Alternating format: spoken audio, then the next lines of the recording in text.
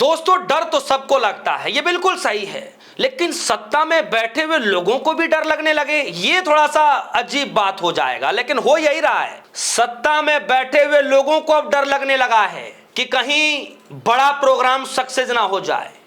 दोस्तों, खबर आ रही है कि राहुल गांधी के प्रोग्राम से डबल इंजन की सरकार, बीजेपी की सरकार, केंद्र की सरकार इतना डर रही है कि अब प्रोग्रामों को भी रद्द करवाने की पूरी साजिशें रची जा रही हैं। सोचिए, जिस ग्राउंड में राहुल गांधी को प्रोग्राम करने का परमिशन मिला था, पैसे जमा कर दिए गए थे, अब उस केपी ग्राउंड के परमिशन को रद्द कर दिया गया है कि यहां पर राहुल गांधी अपना प्रोग्राम नहीं कर सकते। तो क्या वाकई सरकार घबरा रही है? क्या वाकई सरकार डर रही है? यह बड़ा सवाल है।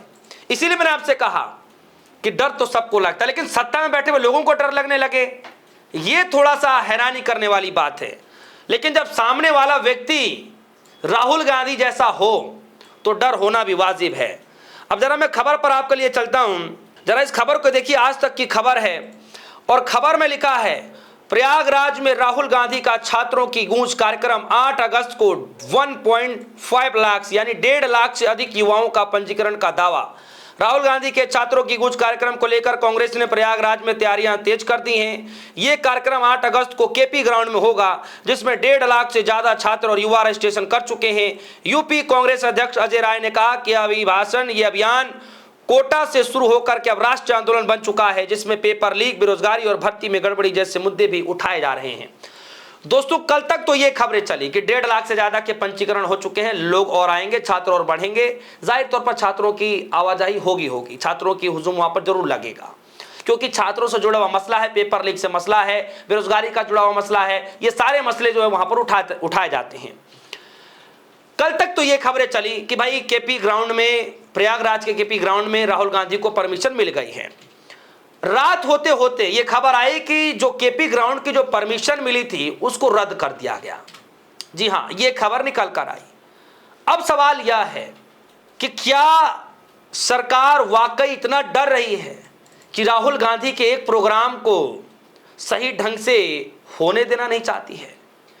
क्या राहुल गांधी अब छात्रों की गूंज, वो कैंपेन इस कदर उठाने लगे हैं कि सरकारों को भी अब डर लगने लगा है कि अगर ये कैंपेन इसी तरीके से सक्सेस होता रहा तो फिर हमारे बुरे दिन शुरू हो जाएंगे। आपको सबसे पहले मैं लिए चलता हूं कोटा, राजस्थान के कोटा।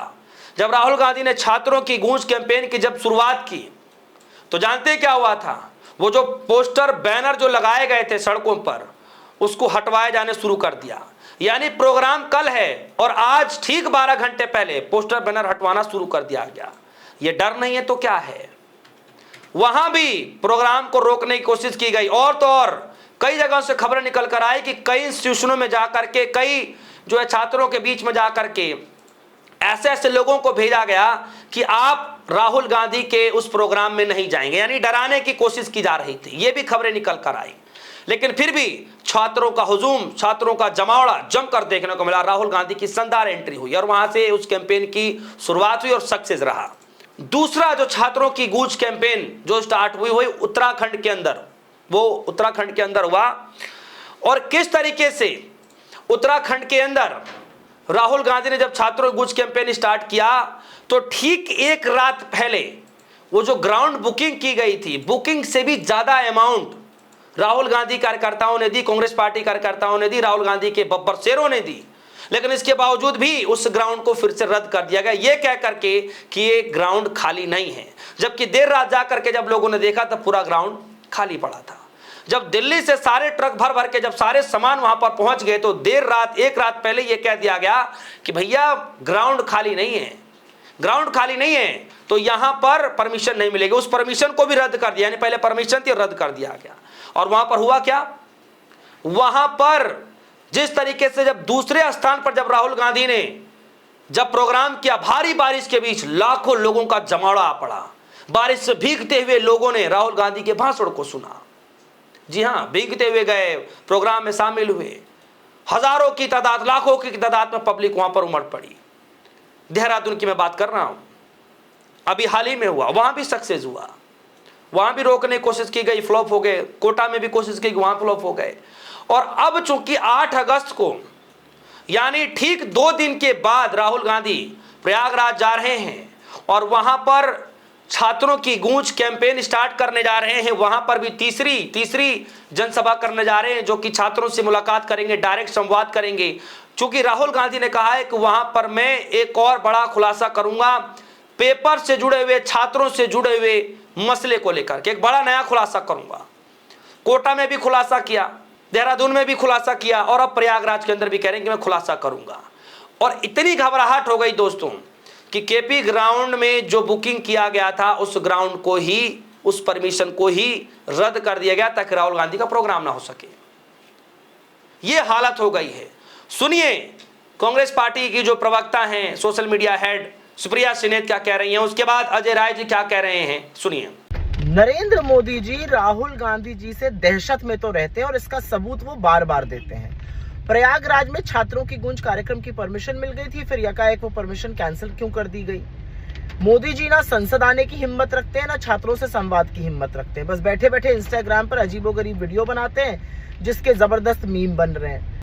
आज सरकार जानबूझकर पेपर लीक करा रही है, जानबूझकर उनके भविष्य को बर्बाद कर रही है और पूरे तरीके से गुजरात की बड़ी बड़ी कंपनी एजेंसी उसमें शामिल है और जानबूझकर बच्चों का भविष्य खराब किया जा रहा है। हमारे नेता आदरणीय राहुल जी 8 तारीख को बच्चों से संवाद करेंगे और भाजपा की सरकार जानबूझकर ये प्रयास कर रही है कि राहुल जी कार्यक्रम यहां न कर पाए। इसके पहले भी राजस्थान कोटा में कार्यक्रम निरस्त कराया था, बच्चों छात्रों की आवाज के चलते फिर उनको परमिशन देना पड़ा। इसी प्रकार उत्तराखंड के देहरादून में भी परमिशन देकर कैंसिल किया, जो छात्रों के दबाव के कारण फिर इनको देना पड़ा। इसी प्रकार इनको प्रयागराज में भी बच्चों की आवाज को दबा नहीं पाएंगे, बच्चों की जो आवाज उठी है फिर इनको परमिशन देना पड़ेगा और निश्चित तौर से राहुल जी 8 तारीख को आकर बच्चों से संवाद करेंगे। हम सब लोग चाहते हैं कि कार्यक्रम में होना चाहिए, सुचारू रूप से हो और उसमें सब लोग मिलकर अच्छा करेंगे। आप जैसा जानते हैं कि हमारे नेता राहुल जी बच्चों से सीधा संवाद कर रहे हैं, उनके भविष्य की बात कर रहे हैं, उज्जवल भविष्य की बात कर रहे हैं और उसमें ये पॉलिटिकल कार्यक्रम नहीं है, न इसमें कहीं कांग्रेस का झंडा लग रहा है, न कहीं नारेबाजी हो रही है, सीधे बच्चों से संवाद कर रहे हैं। और इसके पहले 30 तारीख को इन्होंने परमिशन भी हमको दिया। ये परमिशन 30 तारीख को इसी ट्रस्ट ने दिया हुआ है, उसमें कोई हवाला नहीं दिया गया और ये 30 तारीख को परमिशन दिया, उसमें आपने कोई हवाला नहीं दिया, उसमें कोई बात नहीं की।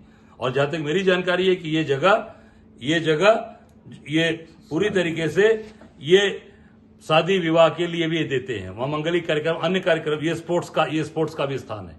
इसके 51,000 रुपया जमा है। Major Ranjit Singh sports complex, इसका मतलब यहाँ खेलकूद का मैदान है, खेलकूद होता रहता है। और हम किस दिन कार्यक्रम कर रहे हैं? शनिवार को 5 बजे, जब सारे स्कूल कॉलेज बंद हो जाते हैं। अगले दिन रविवार है, 5 बजे सब स्कूल कॉलेज बंद है। जानबूझकर ये सरकार राहुल गांधी से घबरा गई है और घबरा कर आज उनके कार्यक्रम को यहां परमिशन निरस्त किया जा रहा है। जैसे मोदी जी आज पार्लियामेंट छोड़कर भागे हैं राहुल गांधी के डर की वजह से, जैसे अमित शाह भागे हैं राहुल गांधी जी के डर से, मुझे लगता है कि आज ये पूरी तरीके से ये अमित शाह, मोदी, भाजपा डर गई है। इस नाते इनके कार्यक्रम को कैंसिल किया जा रहा है। हम सब लोग डटे हैं कि कार्यकर्ता डटा है। राहुल जी 8 तारीख को आएंगे और कार्यक्रम निश्चित तौर से प्रयागराज की पवित्र धरती पर करेंगे। धन्यवाद। तो दोस्तों सुना आपने, ये हालत हो गई है। मतलब एक प्रोग्राम से इतना डर, क्या वाकई बीजेपी डर रही है? तो क्या राहुल गांधी ने वो दुखती हुई नब्ज बीजेपी की पकड़ ली है जिसको लेकर के बीजेपी अब सहन नहीं कर पा रही है? इस खबर को लेकर आपके क्या राय? वीडियो कमेंट सेक्शन में जाएगा, अपनी राय रखिएगा। फिलहाल के लिए दीजिए इजाजत, देखते रहिए सोनी। धन्यवाद।